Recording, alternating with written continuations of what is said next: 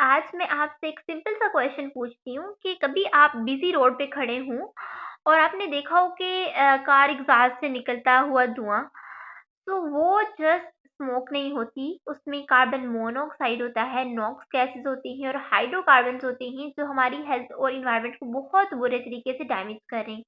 लेकिन एक इंटरेस्टिंग बात है कि जो मॉडर्न कार्स होती है ना, उनके अंदर एक छोटा सा केमिकल फैक्ट्री होता है जो इन डेंजरस गैसेस को लेस हार्मफुल गैसेस में कन्वर्ट कर देता है। अब जरा सोचें कि एक स्मॉल डिवाइस कैसे इतनी डेंजरस गैसेस को न्यूट्रल कर देती है। सो इसी अमेजिंग केमिस्ट्री को हम आज समझने वाले हैं।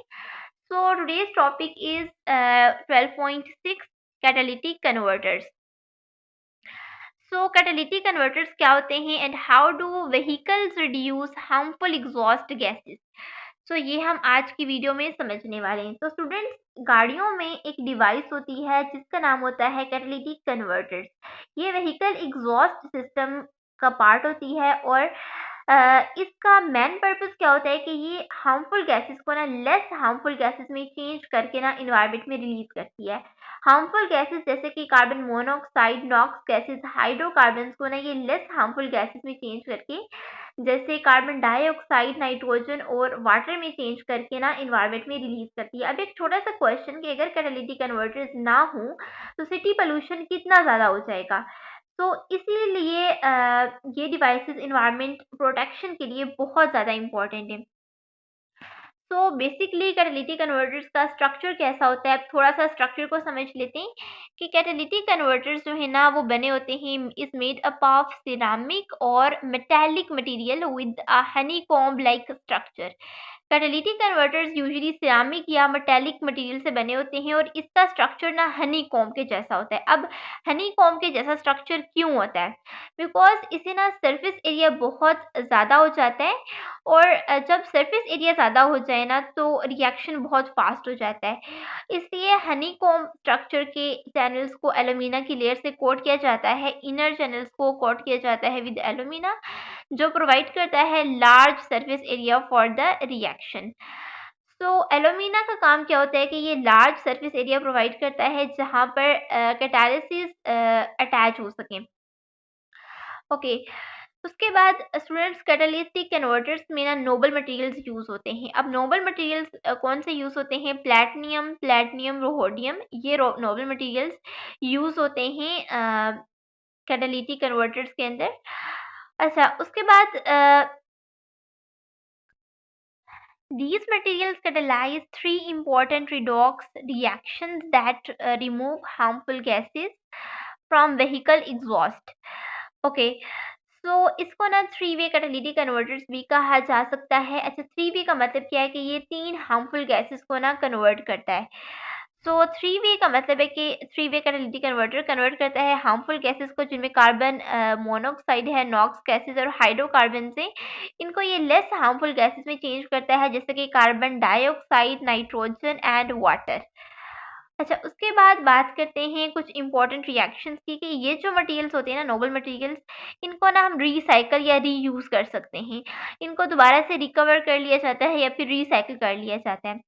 अब रिएक्शंस को अगर हम समझें तो रिएक्शन में क्या हो रहा है कि नाइट्रोजन मोनोऑक्साइड है और उसका रिएक्शन हुआ कार्बन मोनोऑक्साइड के साथ in the presence of a catalyst, जो कि कोई नोबल मटेरियल है जैसा कि प्लैटिनम और रोहोडियम, जिसके रिजल्ट में हमारे पास नाइट्रोजन और कार्बन डाइऑक्साइड गैसेस बनी। उसके बाद कार्बन मोनोऑक्साइड का रिएक्शन होता है ऑक्सीजन के साथ in the presence of a catalyst, तो कार्बन डाइऑक्साइड बनती है। उसके बाद फर्दर रिएक्शन होता है C2H4 का ऑक्सीजन के साथ in the presence of a catalyst, तो कार्बन डाइऑक्साइड और वाटर बनता है, जिससे क्या होता है कि harmful gases less harmful gases में चेंज होकर इन्वायरमेंट में रिलीज हो रही हैं।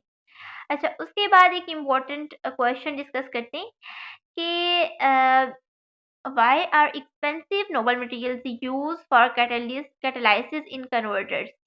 यानी कि इतने एक्सपेंसिव मटेरियल्स क्यों यूज किए जाते हैं? अच्छा, ऐसा क्यों होता है? बिकॉज ये मटेरियल्स क्या करते हैं, ये हाई कैटालिटिक एक्टिविटी रखते हैं और हाई टेम्परेचर रेजिस्ट करते हैं और रिएक्शंस को ना फास्ट बना देते हैं, इसलिए एक्सपेंसिव होने के बावजूद इन्हें यूज किया जाता है। और सबसे अच्छी बात यह है कि हम इन मटेरियल्स को रिसाइकल भी कर सकते हैं। उसके बाद हम डिस्कस करते हैं नाइट्रिफिकेशन 12.7 नाइट्रिफिकेशन एंड डीनाइट्रिफिकेशन। लेकिन उससे पहले ना एक इम्पॉर्टेंट चीज़ को समझते हैं विच इज़ नाइट्रोजन साइकिल। अच्छा, नाइट्रोजन ना हमारे एटमॉस्फेयर में बहुत ज़्यादा अमाउंट में प्रेजेंट है, लेकिन प्लांट्स और organisms direct nitrogen gas use नहीं कर सकते। तो इसलिए क्या होता है कि नेचर में कुछ प्रोसेस होते हैं जो नाइट्रोजन को यूजेबल फॉर्म में चेंज कर देते हैं, और उसमें दो इंपॉर्टेंट प्रोसेस है, नाइट्रिफिकेशन और डीनाइट्रिफिकेशन। सबसे पहले नाइट्रिफिकेशन की बात करते हैं। तो नाइट्रिफिकेशन प्रोसेस में क्या होता है कि हाँ, तो नाइट्रिफिकेशन प्रोसेस में क्या होता है कि फर्स्ट में जो अमोनिया है ना वो चेंज हो जाता है नाइट्राइट में, और उसके बाद नाइट्रेट में चेंज हो जाता है। यानी कि फर्स्ट में अमोनिया NO2 में चेंज हो गया और फिर NO3 में चेंज हो गया। ये प्रोसेस ना सॉइल बैक्टीरिया परफॉर्म करते हैं, और ये प्रोसेस एस्ट्रोबिक कंडीशंस के अंदर होता है। अच्छा, होता क्या है बेसिकली, एक एग्जांपल के थ्रू समझें अगर, कि अगर सॉइल में फर्टिलाइजर्स को हमने ऐड किया जिसमें अमोनिया था, तो क्या हुआ कि जो बैक्टीरिया थे ना, उस बैक्टीरिया ने उस अमोनिया को कन्वर्ट कर दिया नाइट्रेट में, और नाइट्रेट प्लांट्स जो है ना वो इजीली एब्जॉर्ब कर लेते हैं। इसलिए नाइट्रिफिकेशन प्लांट नाइट्रिफिकेशन के लिए बहुत एसेंशियल होती है। नाइट्रिफिकेशन प्रोसेस प्लांट्स न्यूट्रिशन के लिए बहुत ज़्यादा एसेंशियल है। उसके बाद हम सेकंड चीज़ को समझते हैं, डीनाइट्रिफिकेशन को। अच्छा, ये वो प्रोसेस होता है, इसमें क्या होता है कि जो नाइट्रेट होता है ना NO3, वो दोबारा से नाइट्रोजन गैस के अंदर ना चेंज हो जाता है, और इसमें क्या होता है कि ये गैस ना एटमॉस्फेयर में रिलीज हो जाती है, और ये प्रोसेस एरोबिक कंडीशंस में होता है। यानी कि जब ऑक्सीजन कम होती है, ये भी बैक्टीरिया परफॉर्म करते हैं, लेकिन ये तब होता है जब ऑक्सीजन कम होती है। So this process are mainly carried out by bacteria present in soil. यानी जो बैक्टीरिया सॉइल के अंदर प्रेजेंट होते हैं ना, ये वो करते हैं। अब उसके बाद एक क्वेश्चन है कि why is denitrification is important for maintaining nitrogen balance in atmosphere. लेकिन इस क्वेश्चन का आंसर मैं वीडियो के बिल्कुल एंड में दूंगी। अब हम कंपैरिजन देख लेते हैं कि नाइट्रिफिकेशन प्रोसेस डीनाइट्रिफिकेशन प्रोसेस है किस तरह से डिफरेंट है। Okay, so first one is nitrification. इसमें क्या होता है कि अमोनिया जो है ना वो चेंज हो जाता है, कन्वर्ट हो जाता है नाइट्रेट में, और फिर नाइट्राइट में और नाइट्रेट में। यानी कि NO2 में चेंज हो जाता है और फिर NO3 में चेंज हो जाता है। लेकिन डीनाइट्रिफिकेशन की अगर बात करें तो यहाँ पे क्या हो रहा है कि यहाँ पे नाइट्रेट NO2 और NO3 जो है वो दोबारा से नाइट्रोजन में कन्वर्ट हो रहे हैं, और ये गैस रिलीज हो रही है एटमॉस्फेयर के अंदर। उसके बाद सेकेंड पॉइंट की बात करें तो ये प्रोसेस एरोबिक बैक्टीरिया परफॉर्म करते हैं, और इसमें जो टेम्परेचर है ना वो 20 से 30 डिग्री सेल्सियस तक होना चाहिए। सो टेम्परेचर यूजुअली 20 टू 30 होना चाहिए इस सारे प्रोसेस में। लेकिन डीनाइट्रिफिकेशन में क्या है कि ये प्रोसेस जो है वो denitrifying bacteria and aerobic conditions के अंदर होता है। डीनाइट्रीफाइंग बैक्टीरिया परफॉर्म करते हैं, pH 7 to 9 होनी चाहिए ऑप्टिमम pH, और टेम्परेचर 26 से 38 के दरमियान होना चाहिए। These are the reaction conditions. उसके बाद एक एग्जांपल डिस्कस करते हैं कि जब फार्मर्स फर्टिलाइजर्स सॉइल में ऐड करते हैं जिसमें अमोनिया होता है, तो बैक्टीरिया क्या करते हैं, उस अमोनिया को नाइट्रेट में कन्वर्ट कर देते हैं, और प्लांट नाइट्रेट इजीली यूज़ कर लेते हैं, जो कि ग्रोथ को भी इम्प्रूव करता है। लेकिन डीनाइट्रिफिकेशन में क्या होता है कि वाटर लॉग्ड सॉइल या वेटलैंड्स में ऑक्सीजन कम होती है, तो बैक्टीरिया नाइट्रेट को कन्वर्ट कर देते हैं नाइट्रोजन गैस में, और वो गैस एटमॉस्फेयर में चली जाती है। उसके बाद लास्ट में हम ऑक्सीडेशन और रिडक्शन रिएक्शंस को देखते हैं। अच्छा, ऑक्सीडेशन और रिडक्शन रिएक्शंस में क्या हो रहा है कि यहाँ पे अमोनिया दोबारा चेंज हो रहा है NO2 में और NO3 में, एंड सेकंड रिएक्शन में क्या हो रहा है कि अमोनिया के साथ ऑक्सीजन ने रिएक्ट किया तो NO2 बना दिया इसने, वाटर और हाइड्रोजन 4H पॉजिटिव बना दिया hydrogen atom, and then NO2 ने फर्दर रिएक्शन किया ऑक्सीजन के साथ तो NO3 बना दिया।